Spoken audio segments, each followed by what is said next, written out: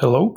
A quick demonstration on how to do one of the uh, system schema problems for this worksheet.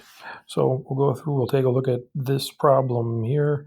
A wrecking ball is held motionless by a cable. There's a cable there, there's a cable there. Uh, Things lined up like that. The instructions: double click on the image within the system schema box. Rearrange the named items so they match the layout of the diagram. Add and move solid lines to show contact interactions. Add and move dashed lines to show non-contact interactions. And then after the lines are added, add a box for the part of the system we're studying. Study the ball. There are two other videos that have been made for making system schemas. So on this one, I'm going to go through a little bit more quickly how to adapt this just for this problem. So like it says, double click on the image, and that should come on now. There we go. Open that up here. And now we're going to arrange these so that they're in the same layout as on the image that we had in the shot, and so, or in the picture. So ceiling up there,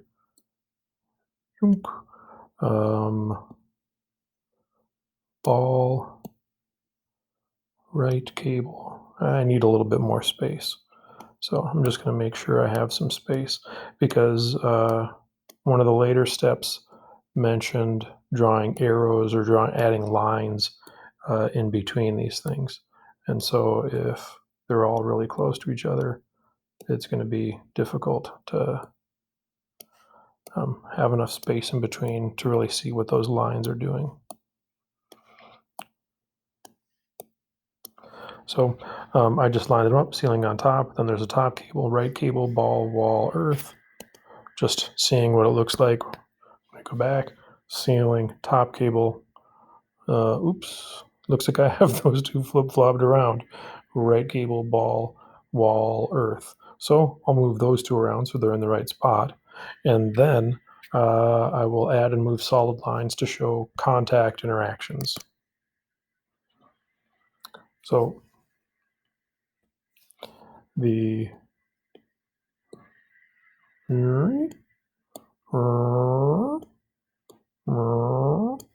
there we go.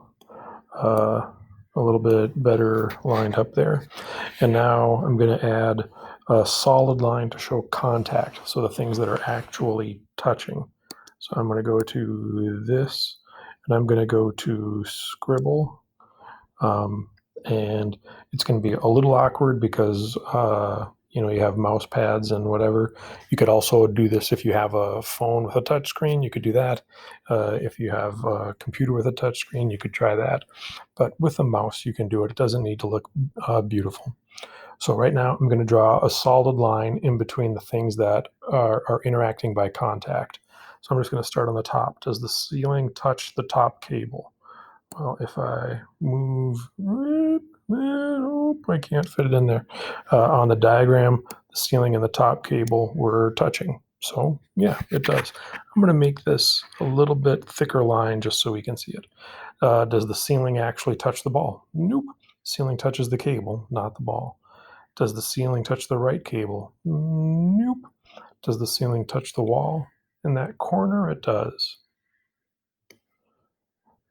Does the ceiling make contact with the earth? No, no contact. So I've gone through and I've done the things that the ceiling contacts. Then I go to the top cable. Does the top cable, I already did the ceiling. Does the top cable touch the ball? Yep. Does the top cable touch the right cable? No. Does the top cable touch the wall? No. Does the top cable make contact with the earth? No. So these lines are just showing the things that interact back and forth. Now, the top cable does touch the wall, or pardon me, the top cable does touch the ceiling, and the ceiling touches the wall, but the top cable does not touch the wall. Now we're on to the ball. We've already gone through ceiling and top cable, so I don't need to work my way backwards there. Does the ball touch the right cable? Sure shooting.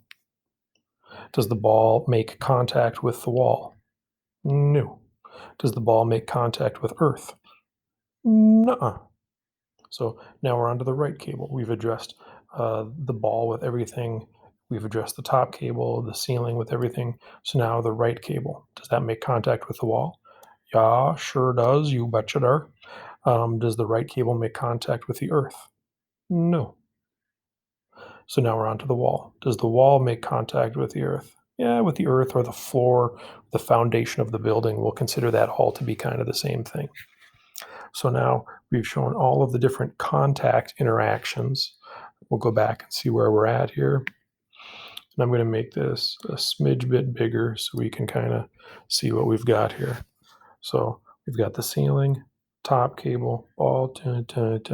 So now all of these double-headed, or they're, if we had different tools here, we would make these double-headed arrows. No, I can't. I can just make them lines on here.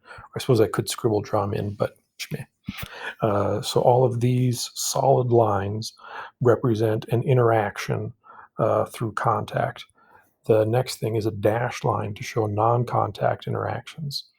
And so non-contact interactions are things like magnetic interactions, or if you have charges, and they like static electricity where things might stick together, pull or push apart.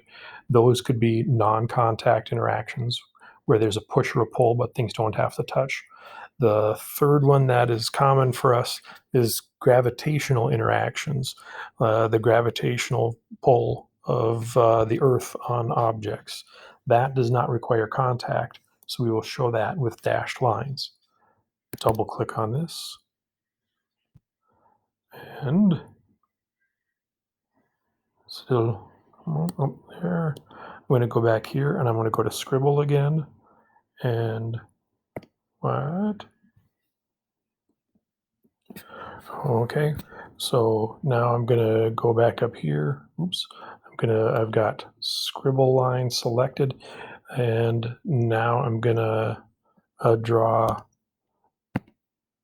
I'm gonna tell it to make it a dashed line for a non-contact force.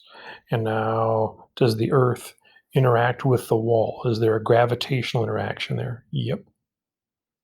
So it would be a double-headed arrow going back both ways. The Earth pulls on the wall pulls on the Earth. The Earth pulls on the right cable pulls on the Earth. The ball pulls on the Earth pulls on the ball. The top cable pulls on the Earth pulls on the top cable. And then ceiling.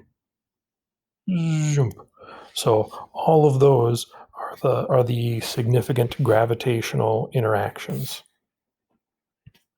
Save and close. Back here, just to kind of double check. So we've got all these things drawn on there. The last thing, after the lines are added, add a box around the part of the system we're studying.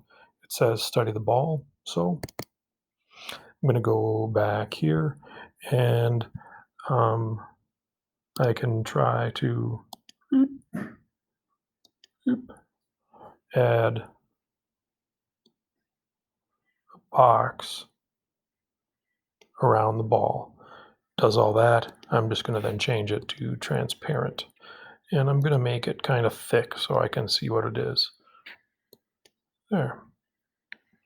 So now I've got a system schema that shows all of the interactions, but this box around the ball will then later on help it make it easier for me to study the forces that act on the ball. That's it. That's how you do it. Good luck.